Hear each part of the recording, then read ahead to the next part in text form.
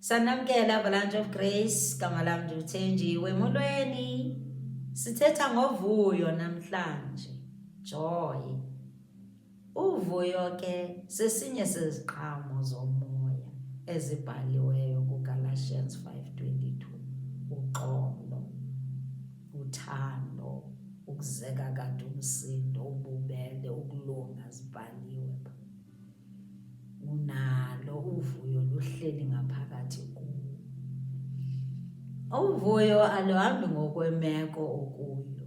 Awuthi ngoba usemgidini kumnandi uthi nje hayi ndinovuyo, aluthethi ngolo uvuyo. Aluthi nje naye siyatshatisa semtshatweni sibe novuyo sivuyile kumnandi. Uvuyo luhleli kuwe noba ukweyiphi imeko, noba kubi noba kuhle. Ezimekweni ezimbi uvuyo lwakho luhleli lukhona ngoba ulufumana pho uvuyo, ulufumana kuYesu Kristu. Akakho omnye umuntu onokunika uvuyo, soze umbone omnye umuntu kulo mhlaba ozokunika uvuyo ngaphandle kukaJesu Kristu. Masiye kuYohane 15:11 sive kabanzi uba uYesu uthini na kuthi. Uthi ezi zinto ndizithethile kuni ukuze uvuyo lwam luhlale kuni, luthi novuyo lwenu luzaliseke. Ezi zinto uYesu athetha ngazo ke phaa phezulu utshilo wathi ungumdiliya wenyaniso. Thina singamasebe, funeka sisoloko sithina sisondele kuwo. Asikwazi uba neziqhamo singasondelanga kuwo.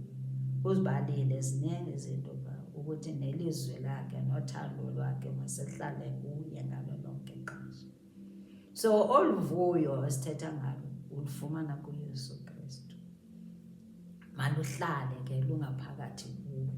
Ize i-English yasho ithi oluvuyo ukwenzela ukuthi wena lu-complete, lu-overflowing. Wenzela ukuthi wena ufune uYesu, wenzela ukuthi uzolufumana oluvuyo.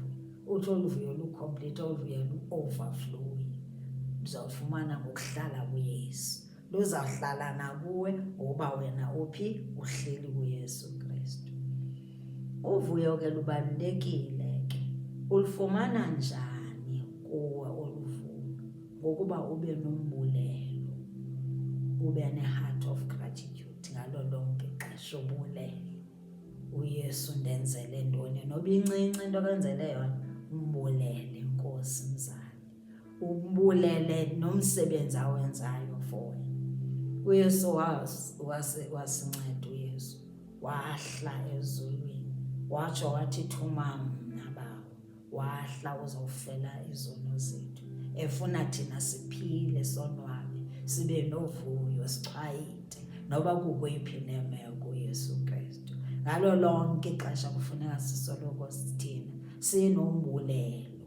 Soze uvuyo ube nalo ungambuleli, unga-appreciate, unga-acknowledge ukuthi nje ndinje kuYesu Kristu. Ndinje imithandazo kaYesu Kristu. Ngoba uYesu Kristu is an intercessor kaloku apha khoyo, uyasithandazela uYesu Kristu. Ngalo lonke ke ixesha masizame ukuba sisoloko sikuYesu Kristu. Uze utsho ukuba indlela ebaluleke ngayo uvuyo, uze utsho uNehemiah 8:10 ebakhuthaza aba bantu bakwaIsrayeli ukuba mabatye ezimnandi, eziswiti, nezinomafutha nezinjani. Athi ebakhuthaza athi yityani ngoba the joy of the Lord is your strength.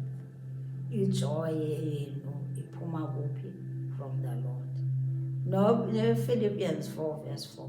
Apostle Paul lapho uyasikhuthaza ukuthi rejoices in the Lord always. Aphinde athi ndiyatsho ndithi rejoice in the Lord always. So thina xa singenayo ijoy asinayo istrength. Joy of the Lord is your strength all the time. Noba ukweyiphi imeko, ungabikho nto ezathatha ijoy yakho. Enkosi kakhulu.